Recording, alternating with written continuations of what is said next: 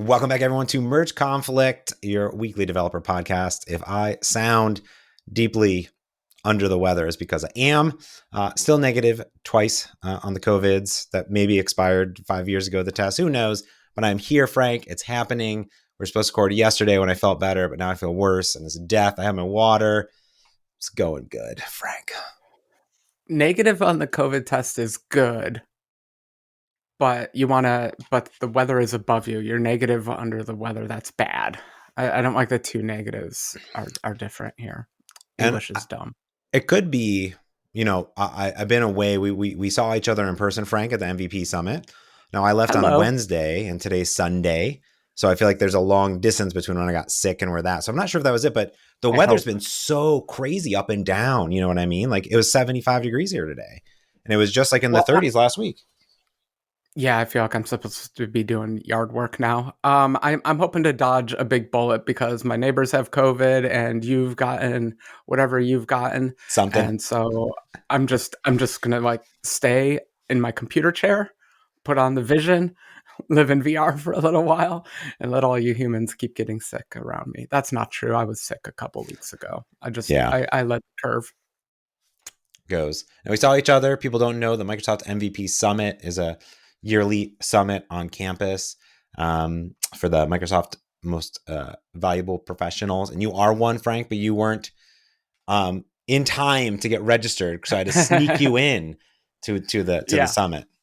No, there was no sneaking. Jobs are on the line. There was no sneaking happening. I went to the after parties. That's always where the fun stuff is. Anyway. Those don't count. Talk to people in the parking lot. That's what you do. I had a good time.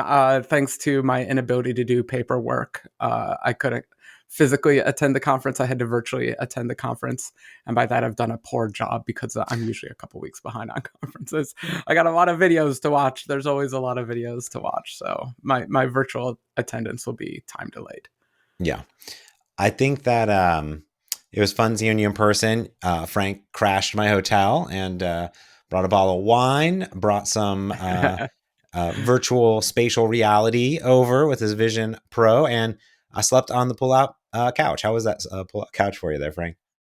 I was scared because I think the last pull-out couch I slept on like permanently injured me. I think I'm still feeling the effects of it. And yet, the one provided by you, James, a wonderful couch, it was fine. I think that Thank you. I think we got lucky, and I think we're in one of the updated rooms at the luxurious Marriott Fairfield, $100 a night.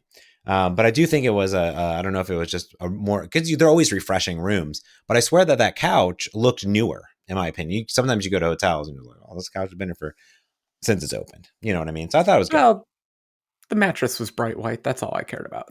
All we care about. No, I got to try the Vision Pro, so I figured we start off with a very short what did James think? And I want Frank to predict. I'm scared. Okay, so Frank, what's your prediction? What did I think? Okay, I actually don't need to predict much because you're very good at verbalizing. You told me exactly what you think.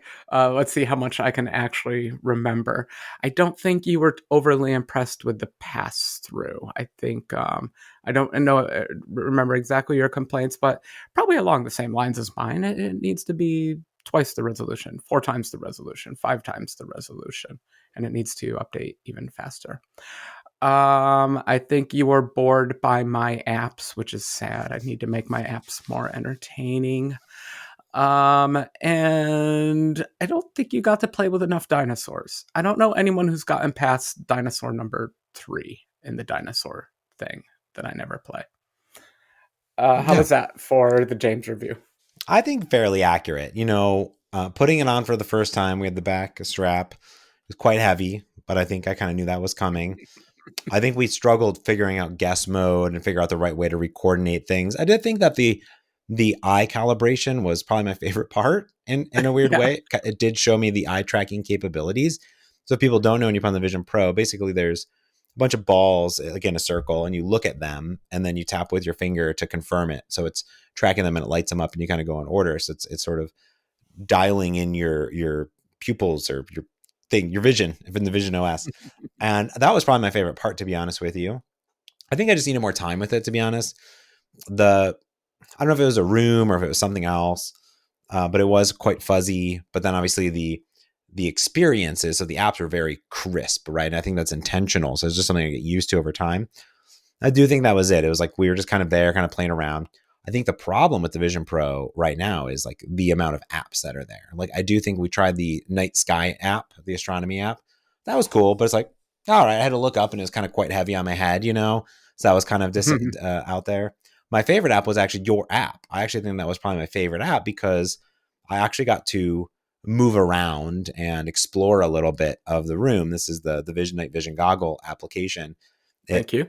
it was very good, Trademark and copyright. Go I buy it. enjoy. Yeah, I would buy that app.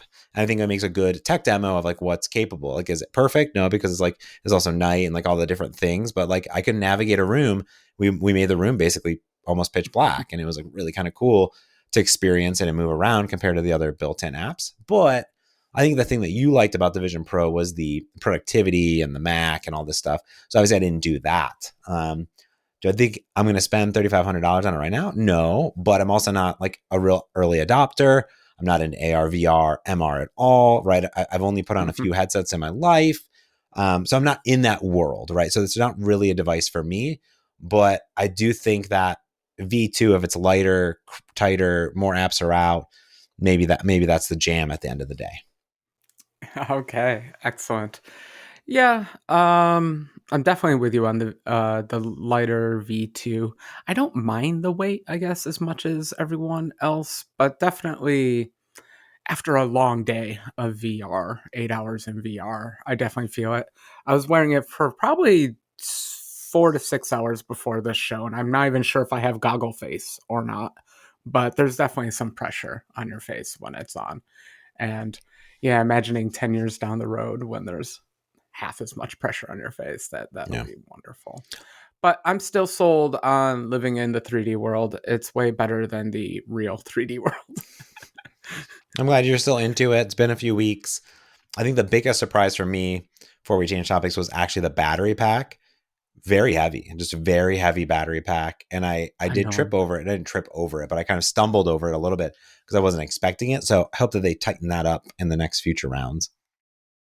You always have to have pockets. You can't wear pants with no pockets. You know, Otherwise, you can't VR, I guess.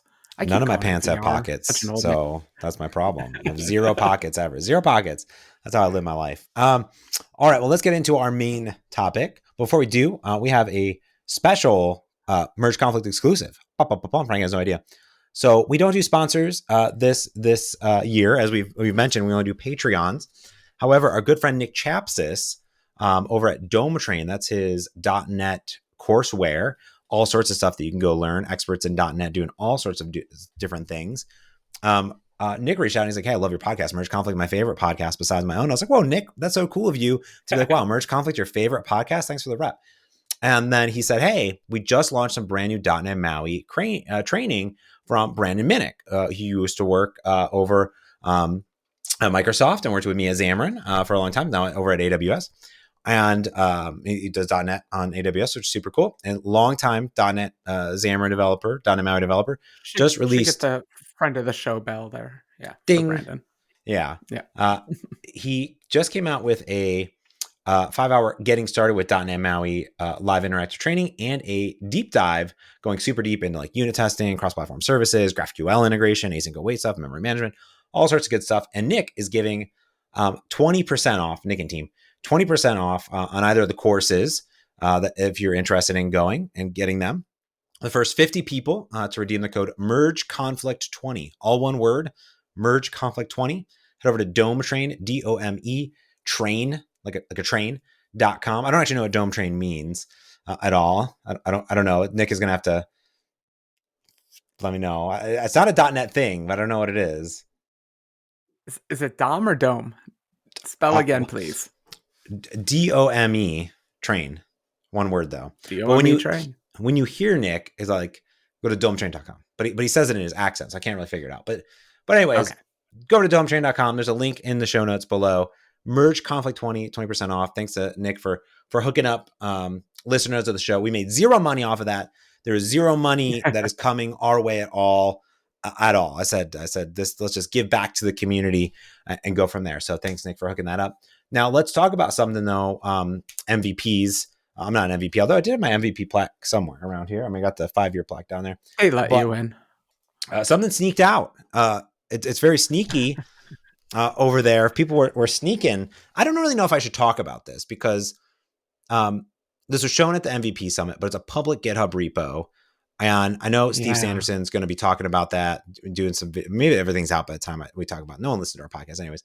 But I want to talk about AI, Frank. You want to talk about AI. Remember for years I could never get you to talk about AI, and now it's all we talk about. James, why do you want to talk about AI, and why the sudden shift? That's because you want to keep talking about machine learning, and I don't want to talk about machine learning ever. That seems terrible. I'm not a machine learning a person, but I'll sprinkle. Like, here's James in a nutshell. Sick James, raspy voice in a nutshell. Is Okay, give it to me. I'm a front end developer, right? I'm like high level. Yeah, I can get down into architecture, I can get down into services, I can do this stuff. But that's my jam, right? Yeah. I am not really about writing and figuring out kernels and semantics and AIs and open AIs and Azure open AIs and DALIs and all this stuff. What I want, Frank, is I want the easy button, the dot do it. You know, when you go into Visual Yeah. Studio, just writing code and it's just like IntelliSense and Copilot's like blah, and IntelliSense code's like writing your code for you. That's what I want. But for AI, there's an experiment over at github.com/.net smart components. And I like to think of this as, a cupcake. Have you ever eaten a cupcake? Do you know a cupcake or a donut? I've indulged once or twice in my life in a Okay. cupcake and a donut. So you have a cupcake and you make the cupcake cake part, and then you put the frosting on it. Now, as we all know, this is the core foundation of AI. Is the core foundation Are you underneath breathing, James? Breathing. Okay. Get the this core metaphor through. the core foundation is the cake. The semantic kernels and the stuff are the frosting. But Okay, really, cool. what you want is just the sprinkles on top. That's really what you want. You just want What sprinkles are on those? top. You just want sprinkles. Are those So, icons? Okay. but what you think about it like this is you have your app and you have all this stuff, and that's the base. And you have a whole sheet. You have a whole sheet of delicious keto, low carb muffins, cupcakes. They're not muffins, they're cupcakes. Woo, good and foggy. You sprinkle AI on it, and that's what this is, Frank. It lets you add AI powered features to your Blazor, MVC, and Razor Pages applications quickly and easily without having to know anything about AI, avoiding the risk of wasted effort and experimentation. And there's a bunch of just controls that have AI built into them. Good old And this blew my mind. good old controls. I mean, when I think .NET, I think, sadly, weirdly, Visual Basic and C# WinForms and controls. I just want to put a control in my app. So can I summarize your weird cupcake sheet metaphor as you want the AI features, but you don't really want to do anything. You just want to click the checkbox that says, yes, add AI feature to my app. And I think that that's what you found here, James, in this open source library. Once again, .NET smart components /smart components. Yeah. I love it because it really is that simple. It's we'll talk about which components it is. But yeah, I get way down into the weeds too much. I prefer to think of myself as a UI developer, but obviously I spend way too much time not working on UIs. And this is just a lovely little library that lets you add a little bit of sprinkles. Is that the Oh, metaphor? sprinkles. Sprinkles Well, to your sprinkles. app. Sprinkle some AI on your apps, and cool. I'm down for an app, a library like that. That's all I ever wanted. I think that what this enables folks to do is go deeper if they want to. But hey, what is something that every developer could benefit from today? Not everyone needs an entire chatbot, entire thing. So what are these things? Well, there's a few things, Don't put a Frank. chatbot in. You, you, We don't need chatbot pop-ups on every website. Please don't put chatbot pop-ups on every website. I get your intention. We don't need to do it. Please don't do it. you got to do it. All right. So the first one is Smart Paste. This is a button that will automatically fill out forms using data from the clipboard. So you got first name, last name fields, you got addresses, cities, zip codes, and it'll figure that out for you. The model knows. ChatGPT knows. I'll figure it out. Okay, I love this. This is a fantastic feature because how many forms do I fill out every day? 8 million. Run a company in the United States. You fill out 8 million web forms every day. Mm-hmm. Um, and the Safari autocomplete is wonderful, except it only works about 10% of the time. And I blame the websites. They are oddly coded, and so the autofill doesn't always work on them. So I love this thing that kind of that just does all that for you, no matter the browser, and hopefully no matter your data set. I am a little bit nervous that it is an opt-in feature. Someone smart enough to have advanced clipboard features like this, I think, are still going to fill in their autofill stuff nicely. But Mm-hmm. it's a good control. It's a weird one to start with, but smart paste, turning text into structured data. Smart paste. I can dig Smart it. based. I'm in. I think this is really cool just because, like you said, we've all filled out forms a bajillion times. Now, like you said, it's different. Like if Edge or Chrome or whatever are auto filling it out, the difference here is data entry, right? And to me, uh, there's a lot of applications, I don't know if you know, Frank, that are basically just data entry over and over and over again. And what I like Yeah. here is that the demo that they show off is that the data isn't like perfect. Actually, they show sort of an email that has a bunch of information in different order going. So actually, like it's a here's my address, and then also here's my phone number, and then also thanks so much, here's my name, and it figures that out. Mhm. So it's not like a perfect first name, last name, address, blah blah blah. Like it's actually a little bit more of a complex demo, which is kind of cool in that regard. So I really like that in general. So it's pretty neat.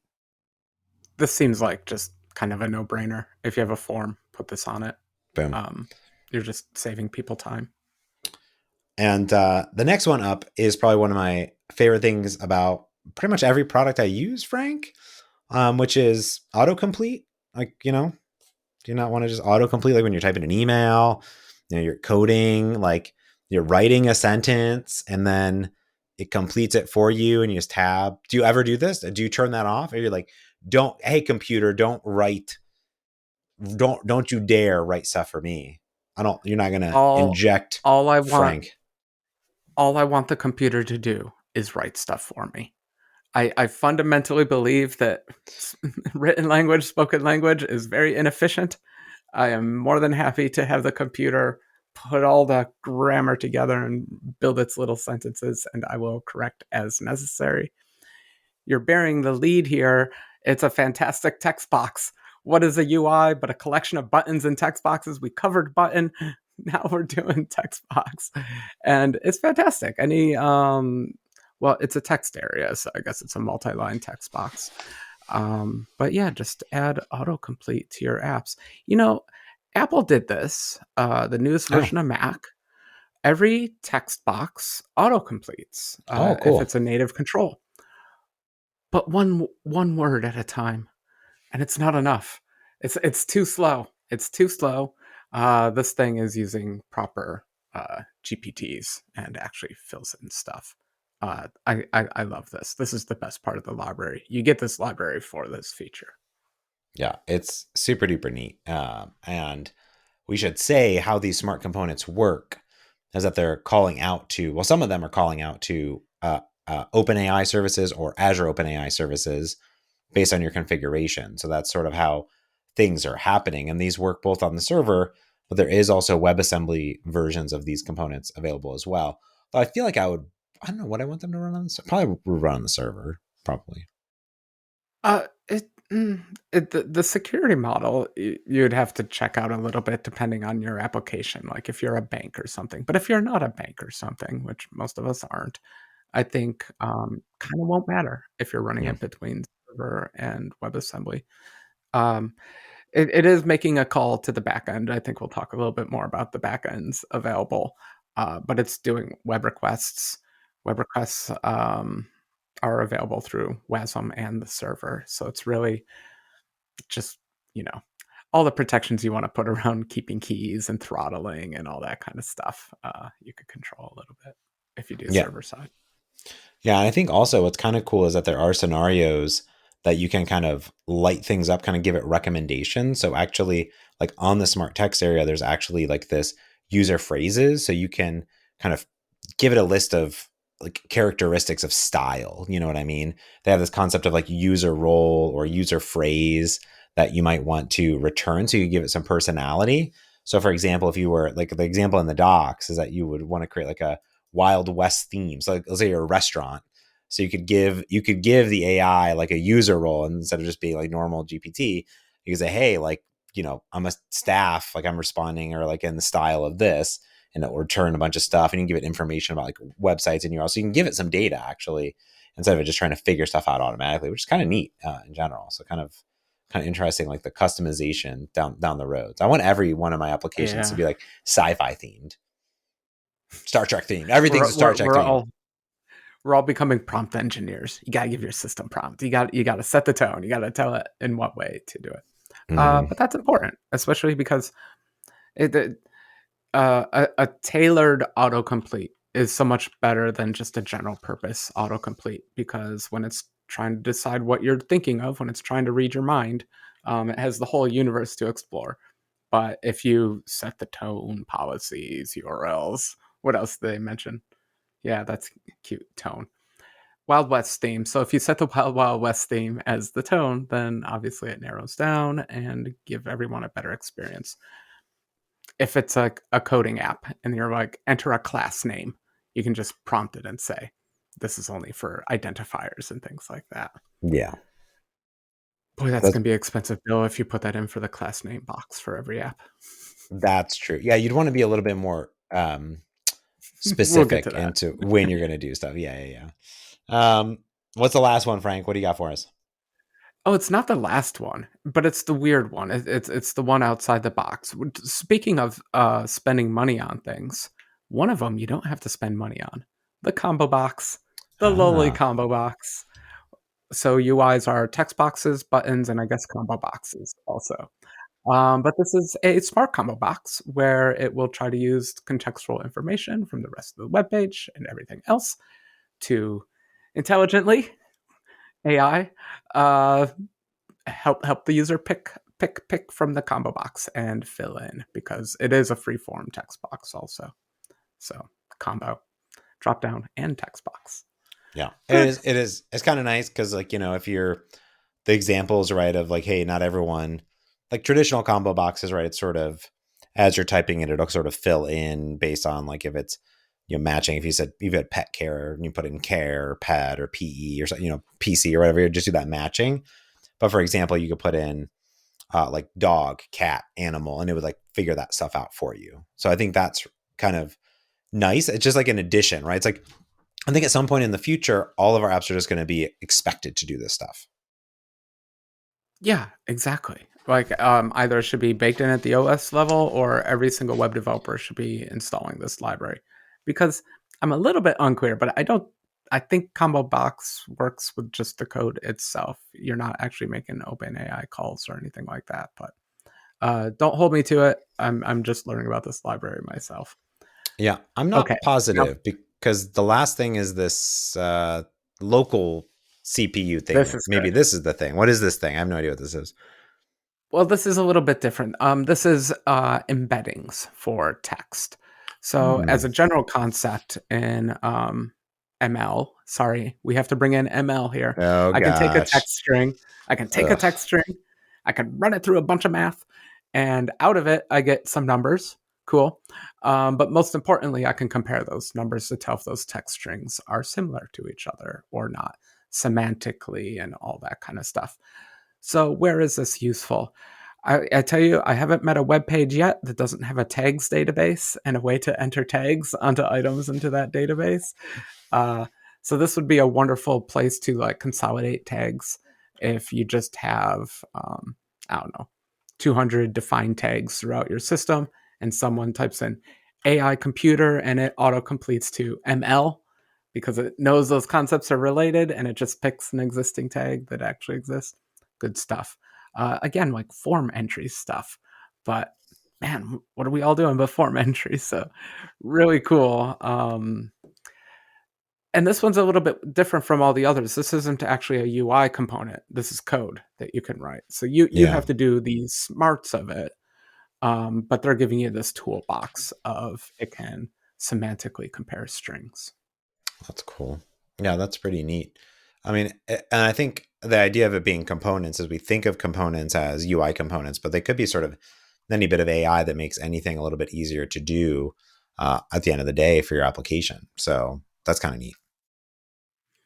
Yep. So this way, and all those combo, well, I guess combo box is covered, but Washington State is always at the very bottom of every combo box. United States of America, always at the bottom of every combo box. My whole life is scrolling to the bottom of combo boxes. So please, every web developer out there, install this library and update all your forms to use it. And I Now, will be very grateful. as a machine learning AI expert, Frank Kruger, how do you feel about this sprinkleization of AI into applications? This is perfect. I do, as a run things kind of locally person, hope that like web versions of this will catch on, wherein I can download like a 2 GB model and still get all these features. But most people don't want to download a 2 GB file and burn their CPU executing this stuff. So I'm uh, and the world is APIs, so this is an API backed components, but they're API backed for a reason. For what I just said, it's expensive to run locally on a machine. So super cool. I love the AI sprinkling.